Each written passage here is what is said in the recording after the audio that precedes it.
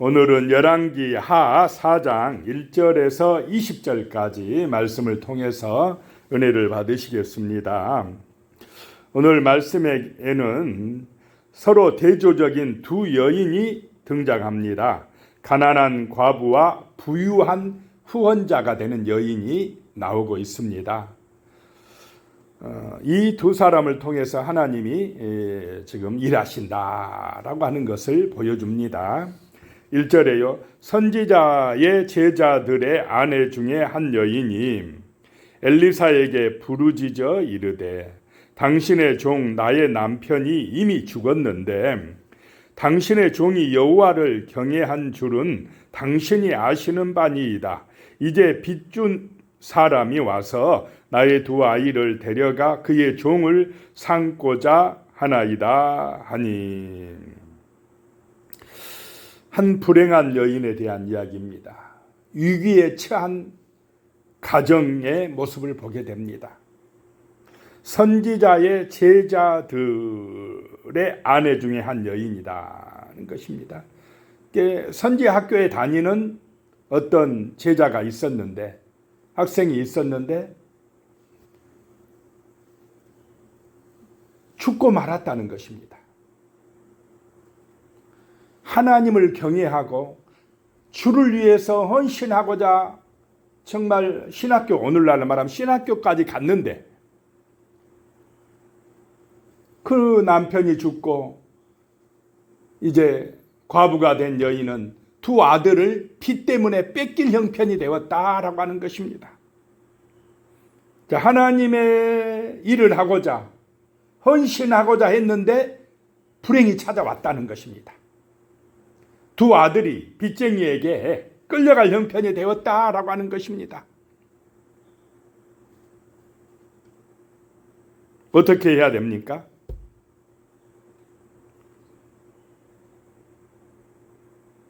이 여인이 어떻게 해야 됩니까?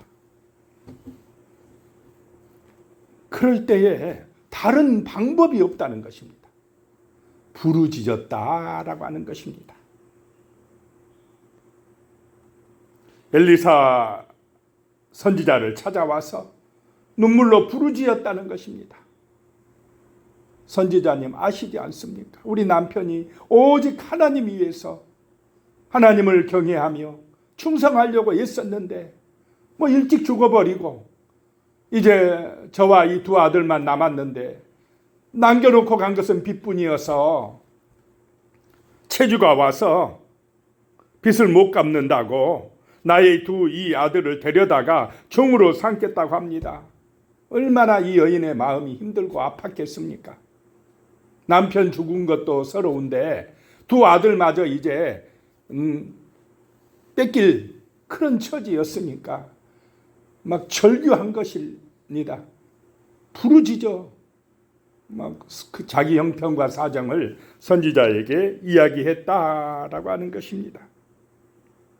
자, 문제가 있을 때, 어려움이 있을 때 그 해결의 방법의 첫 번째는 부르짖는 것인 줄로 믿으시기 바랍니다. 누구한테 가서요?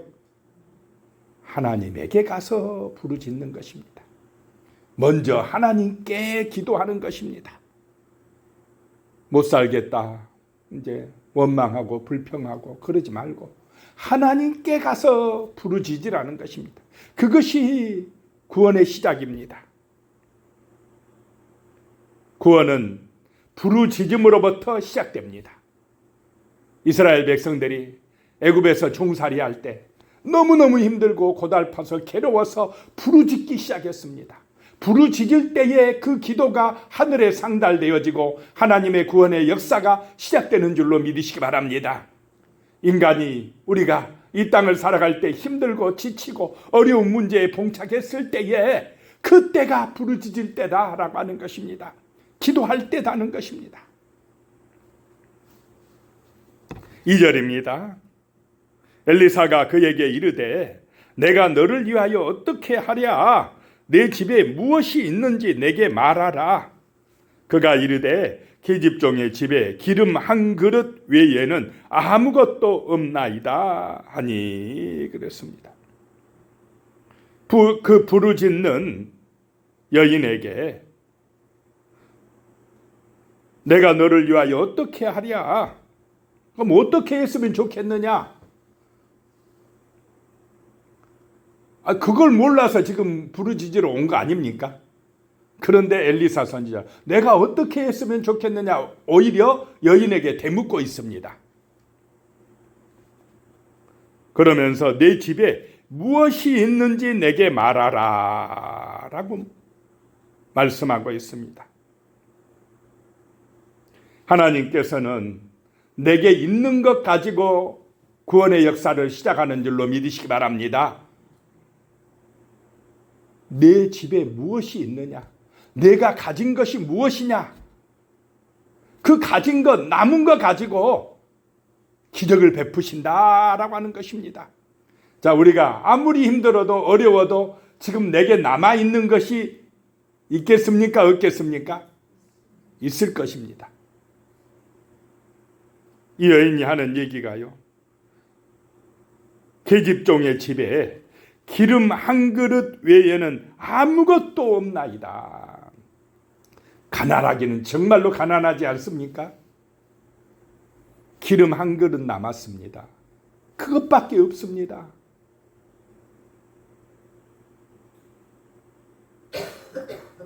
그러나 우리에게 있어서요, 다 잃어버려도 절대로 잃어버리지 말아야 될 것이 있습니다. 우리의 마음에 있는 믿음이다라고 하는 것입니다. 하나님을 향한 믿음은 어떤 경우에도 뺏길 수가 없어야 됩니다. 잃어버리면 안 된다는 것입니다. 물질은 잃어버려도 우리의 심령에 있는 믿음은 그 누구도 빼앗아갈 수가 없다라고 하는 것입니다. 그 믿음이 있으면 하나님의 은혜가 우리 가운데 역사하는 줄로 믿으시기 바랍니다. 그 기름 한 그릇, 그거 가지고 하나님의 말씀에 순종할 때에 구원의 놀라운 은혜가 임한다라고 하는 것입니다. 3절입니다. 이르되 너는 밖에 나가서 모든 이웃에게 그릇을 빌리라. 빈 그릇을 빌리되 조금 빌리지 말고 그랬습니다. 너는 밖에 나가서 해야 될 일이 있다. 뭘 하라고요? 그릇을 빌리라.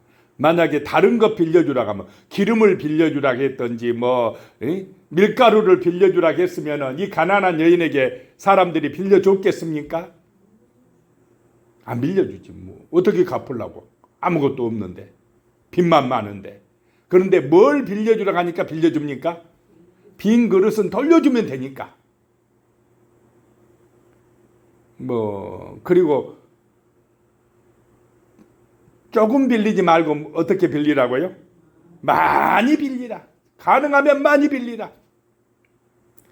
그렇게 빌리러 돌아다닐 때에 동네 사람들이 수군수군 했겠습니까? 안 했겠습니까? 아무것도 없어가지고 두 아들이 빚에 이제 끌려갈 형편인데 뭘 그릇이 필요하다고 뭘 담으려고 이런 말이 많았을 것입니다. 그래도 순종해야 됩니다. 순종해야 은혜가 임합니다. 가능하면 어떻게 해요? 많이. 말씀대로 그대로 할 때 하나님의 기적이 일어날 줄로 믿으시기 바랍니다. 내 생각대로 하면 안 됩니다. 이때는. 그런다고 되겠어? 괜히 그냥 동네 사람들한테 비웃음이나 당하지. 이러면 안 된다는 것입니다.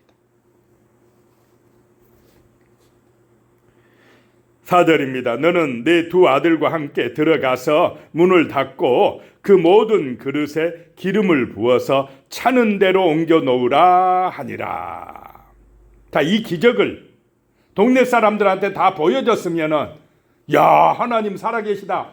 더 소문 잘 나고 하나님 경외하고 그러지 않았겠습니까? 그런데 기적을 보고 믿는 믿음은 참 믿음입니까? 조금 있다 배반할 믿음입니까? 기적 보고 믿는 건 오래가지 못합니다. 문을 닫아라. 아무도 못 보게. 문 닫고 기름을 부어라 라고 하는 것입니다. 그래서 차는 대로 옮겨 놓으라 하니라. 5절에요. 여인이 물러가서 그 두 아들과 함께 문을 닫은 후에 그들은 그릇을 그에게로 가져오고 그는 부었더니 6절에 그릇에 다 찬지라. 여인이 아들에게 이르되 또 그릇을 내게로 가져오라 하니 아들이 이르되 다른 그릇이 없나이다 하니 기름이 곧 그쳤더라. 그릇을 준비한 만큼 채워주셨다라고 하는 것입니다. 믿음의 그릇대로 주시는 줄로 믿으시기 바랍니다. 그래서 우리는 이왕이면 믿을 거 확실하게 믿고 그릇을 크게 준비하자라고 하는 것입니다. 7절에 그 여인이 하나님의 사람에게 나아가서 말하니 그가 이르되 너는 가서 기름을 팔아 빚을 갚고 남은 것으로 너와 네 두 아들이 생활하라 하였더라. 그 기름 가지고 제일 먼저 할 일이 무엇입니까? 그거 팔아서 빚 갚으라 이 말입니다. 그 다음에 남은 것 가지고 생활해라 라고 하는 것입니다. 자, 그 다음에 이제 나오는 여인이 수넴 여인입니다. 이 여인은 또 앞에 나오는 가난한 여인과 과부와 반대입니다. 유복한 여인이고 부자입니다. 부자이면서도요, 부자면 교만하기 쉬운데 이 여인은 참 겸손합니다. 교양이 있는 여인입니다. 감사하면서 섬기고 돕는 여인입니다. 정말 모범적인 여인이다 라고 하는 것입니다. 8절에요. 하루는 엘리사가 수넴에 이르렀더니 거기에 한 귀한 여인이 그를 강권하여 음식을 먹게 하였으므로 엘리사가 그곳을 지날 때마다 음식을 먹으러 그리로 들어갔더라. 엘리사 선지자가 수넴에 가면 이 여인이 자기 집에 꼭 모셔서 식사를 대접했다라고 하는 것입니다. 강권하여 음식을 먹게 했다. 9절에요. 여인이 그의 남편에게 이르되 항상 우리를 지나가는 이 사람은 하나님의 거룩한 사람인 줄 내가 아노니 그랬습니다. 자, 엘리사를 하나님의 사람으로 알아봤다는 것입니다. 하나님의 선지자이니까 우리가 항상 우리 동네 지나갈 때마다 우리 집에 모시고 식사를 대접하자고 한 것입니다. 자, 하나님의 사람을 존중하는 것은 누구를 존중하는 것이 됩니까? 하나님을 존중하는 것이 됩니다.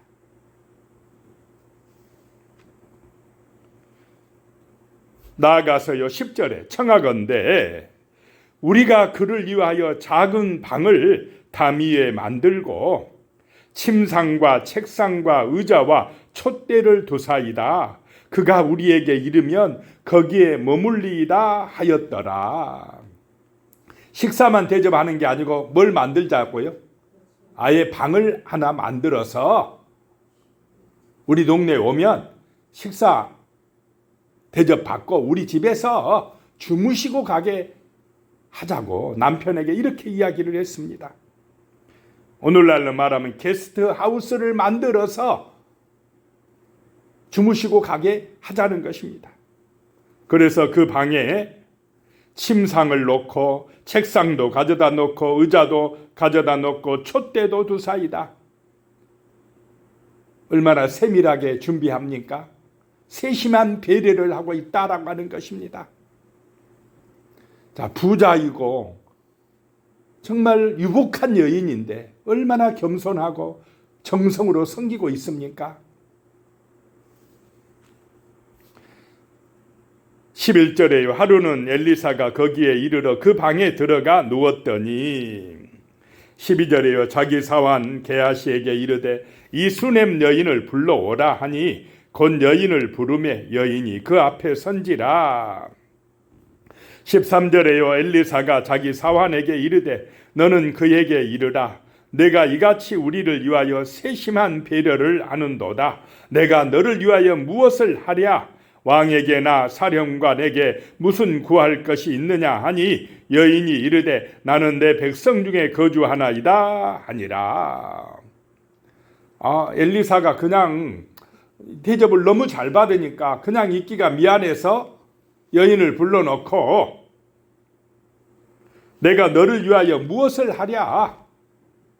내가 뭐 들어줄 소원 없느냐? 혹시 왕한테나 사령관한테 부탁할 일이 있느냐? 내가 말해줄게. 이러면 좋은 찬스 아닙니까? 그런데 이 여인의 대답을 보시기 바랍니다. 나는 내 백성 중에 거주하나이다 하니라. 이 말은 정중하게 거절하는 것입니다. 나는 특별 대우를 원하지 않습니다.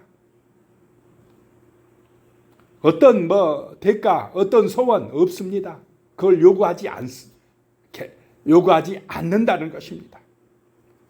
내 백성 중에 거주한다는 건 나는 보통 백성입니다. 괜찮습니다. 이 말입니다.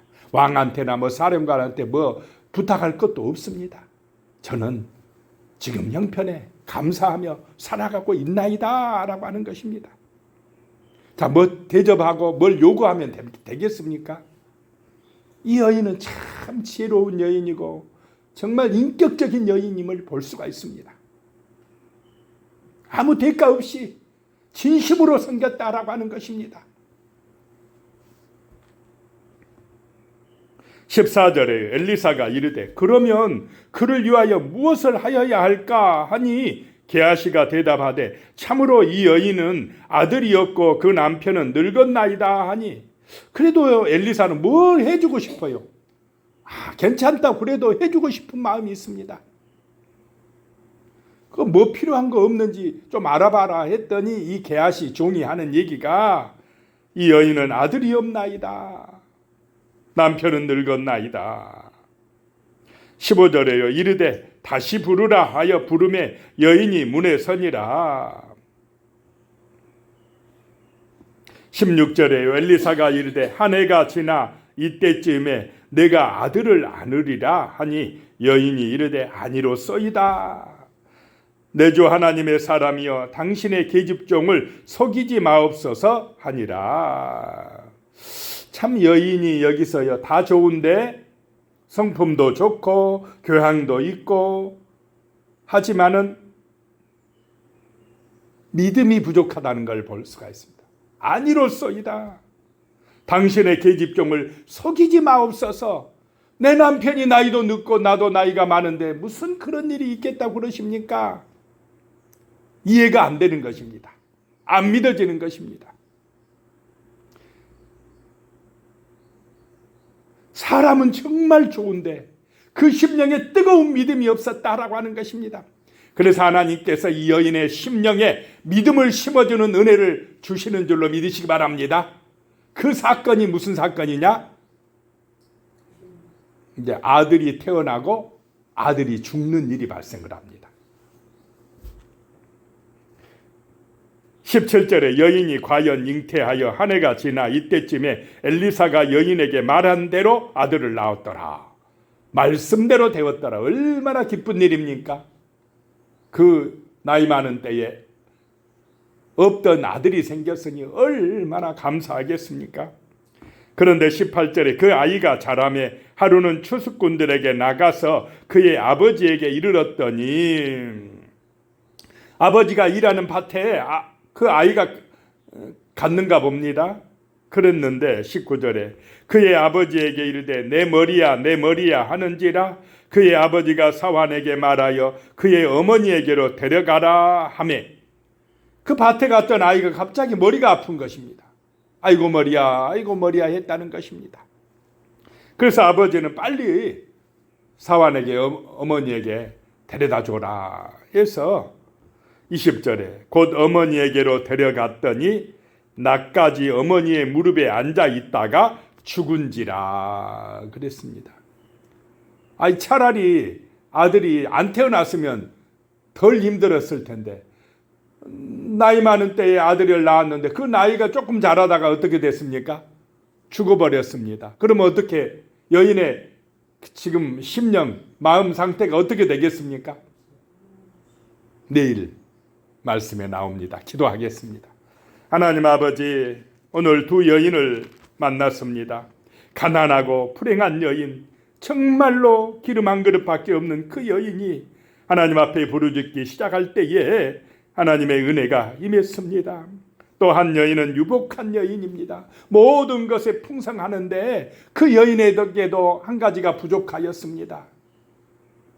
그 부족함을 해결해 주시는 하나님의 역사를 우리가 보았습니다. 주여, 우리에게 있어서 가장 중요한 것은, 그러면서 절대로 잊어버리지 말아야 될 것은 우리의 중심에 하나님을 향한 진실한 믿음인 줄로 믿습니다. 그 믿음으로 하나님의 은혜를 받고 우리의 삶에서 승리하는 거룩한 백성 되게 도와주시옵소서. 예수님의 이름으로 기도드리오며, 이제는 우리 주 예수 그리스도의 은혜와 하나님 아버지의 무한하신 사랑과 성령의 교통하심이 영원히 함께 하시기를 축원하옵나이다. 아멘.